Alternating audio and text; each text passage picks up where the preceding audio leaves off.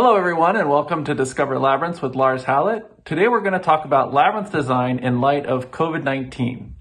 Now, the safest thing obviously is to have a labyrinth event online, and Veritas has been hosting weekly free labyrinth meditations using a handheld labyrinth on Friday afternoons.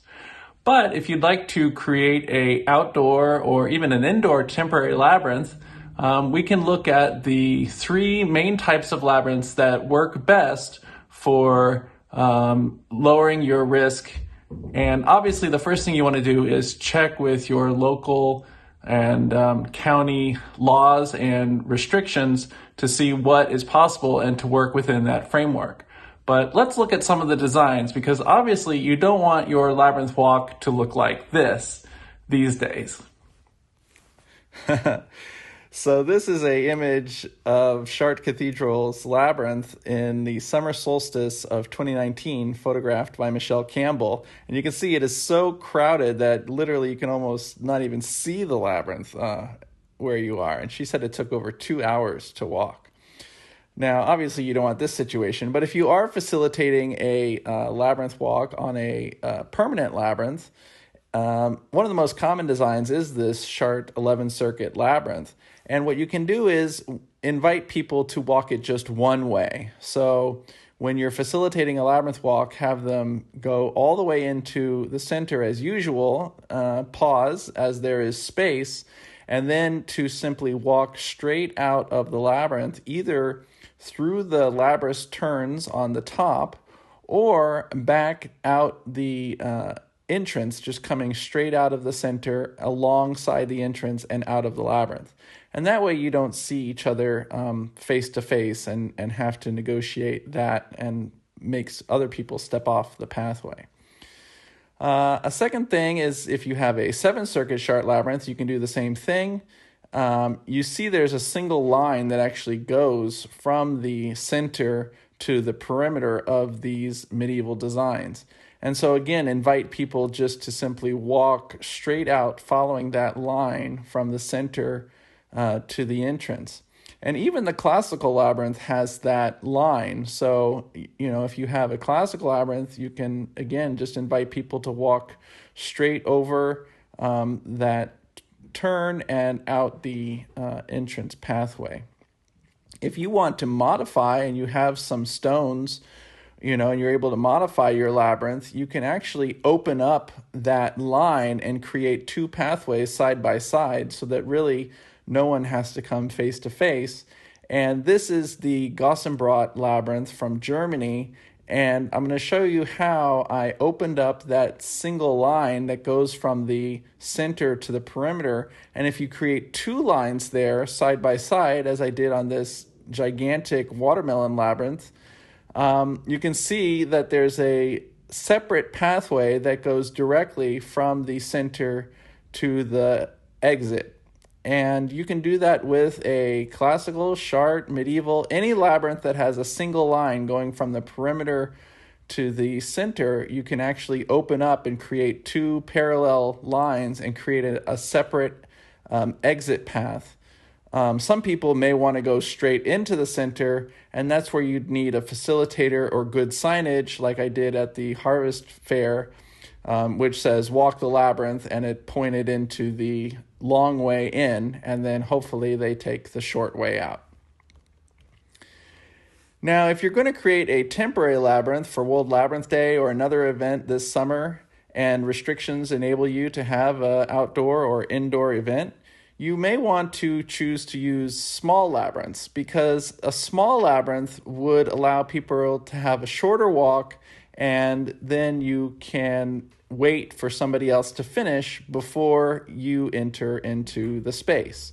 So, you could create, this is the simplest labyrinth and the oldest actually, the 3-circuit classical labyrinth, which is half of a 7-circuit classical labyrinth. And so here are my favorite small labyrinths. If you want a little more interest than the 3-circuit classical, you can add these turns on the y-axis. And this is a radial labyrinth. Again, 3 circuits. This is a 5-circuit classical labyrinth made with concentric circles and an expanded center. And then this is the 5-circuit Chart medieval labyrinth, which is half of a full Chart labyrinth. And again, you may even want to create multiple small labyrinths so that, imagine if there were 4 3-circuit labyrinths, then, different families, individuals, or groups could have their own labyrinth to walk instead of everybody walking the same labyrinth. Although actually they are walking the same pattern, just different spaces. So that would be fascinating to have, or you could give people a variety of designs and then they could compare and contrast their experiences between the different patterns. This is a contemporary 5-circuit. So if you wanted something that is not classical or Chart, and this is a radial 5-circuit contemporary design that has no history attached to it. The second type of design that works really well for COVID precaution is a processional labyrinth, and that is a labyrinth that has a separate entrance and exit. So 95% of labyrinths have one entrance that you walk into the center and then retrace your steps back out again. But processional labyrinths offer a separate entrance where you walk in, you arrive in the center, and then you can take a separate pathway out of the labyrinth.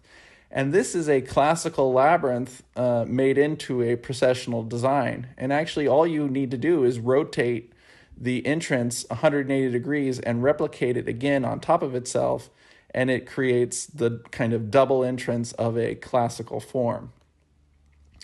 The same is true for a 5-circuit processional classical labyrinth.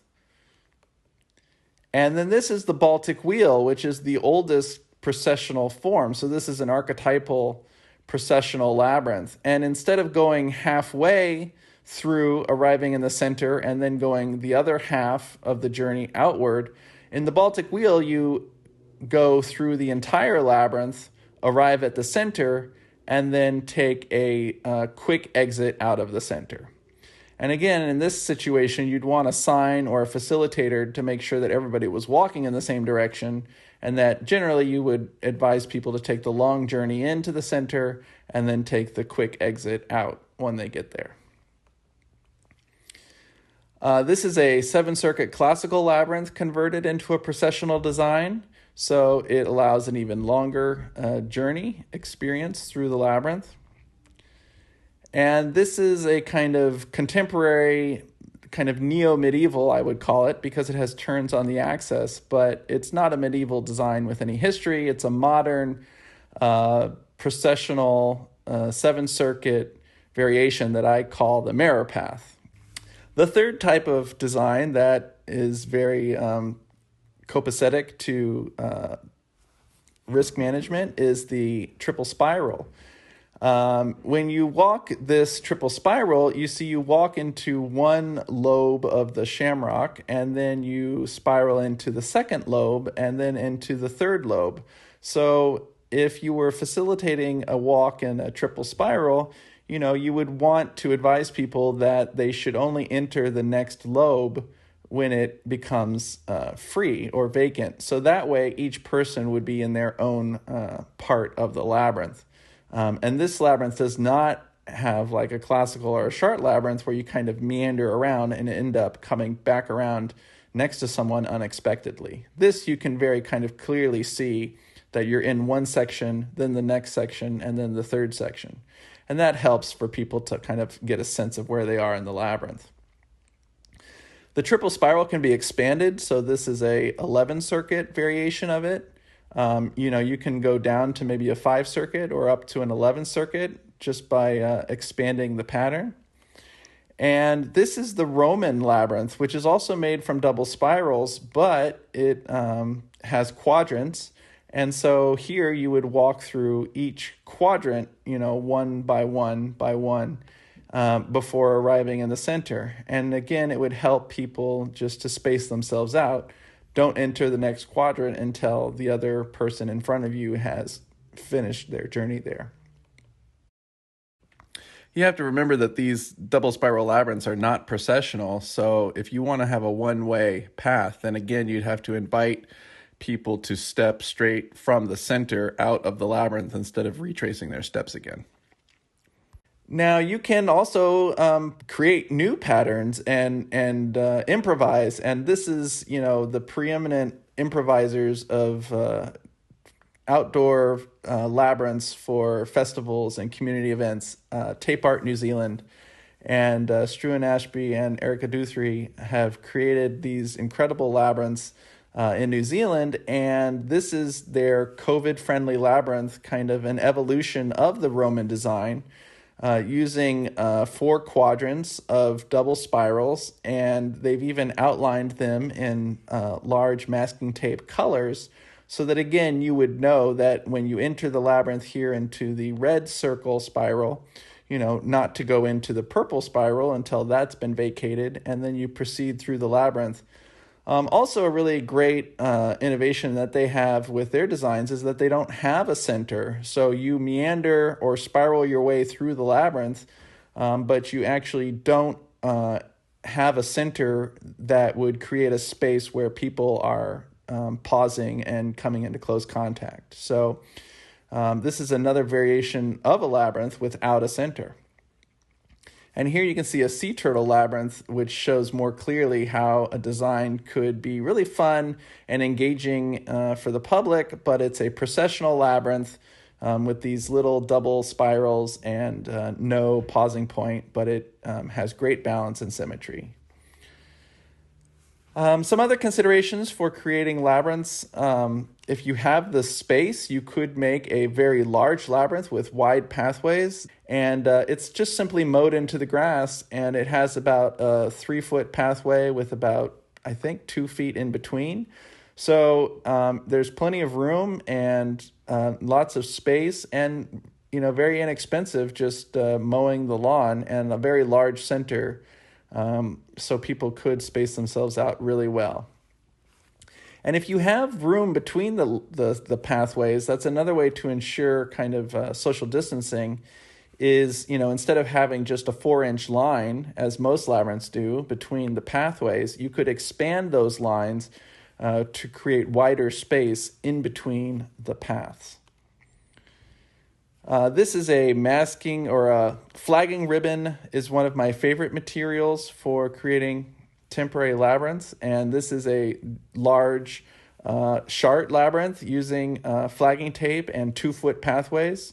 So also, again, pretty inexpensive, just using the landscape staples and the flagging ribbon and creating a large space where people would not have to come in as close contact. If you wanted to create a labyrinth that very closely followed 6-foot social distancing and had it spelled out for people, I came up with this pattern, which is a bunch of 6-foot circles. You would create a whole grid of 6-foot circles and then create a line that kind of leads you through the circles. And you would know if this was a very crowded event and you had a very large gathering that you should not enter the next circle until the person in front of you has exited that circle. And this would be as if you expected, there to be more than 50 people at your event. To have each circle spaced out along the pathway so that if there was a backup in the center, people would be able to clearly social distance themselves waiting to get into the center. And also I've included these 6 circles around 1 in the center so that really there's room for 7 people in the center to all be 6 feet apart.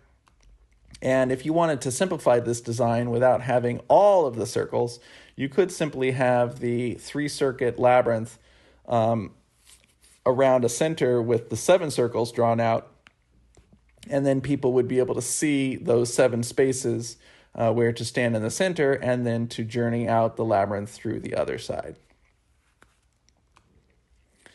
If you want to discuss or share or get feedback on your own ideas, please visit the Labyrinth Makers Facebook group. This is a place where many people are sharing their ideas and designs, especially leading up to World Labyrinth Day. This is one by Chuck Hunter, which was inspired by the Tape Art New Zealand example that we showed earlier. And you can see it has a center, but the center is spaced out from the circuits, which is a very interesting concept. And this is one by Tom Vetter, who created a double spiral with turns and really interesting contemporary design. If you want to learn more about creating simple labyrinths from double spirals, I will be offering a free workshop on April 17th, 2021, and it's going to be recorded, and I hope to be posting the video here on my Facebook page. So please look for that webinar, and thank you for your subscriptions. Here's looking toward the day that we can gather back in person on a labyrinth and freely exchange hugs and greetings again. Peace on your path.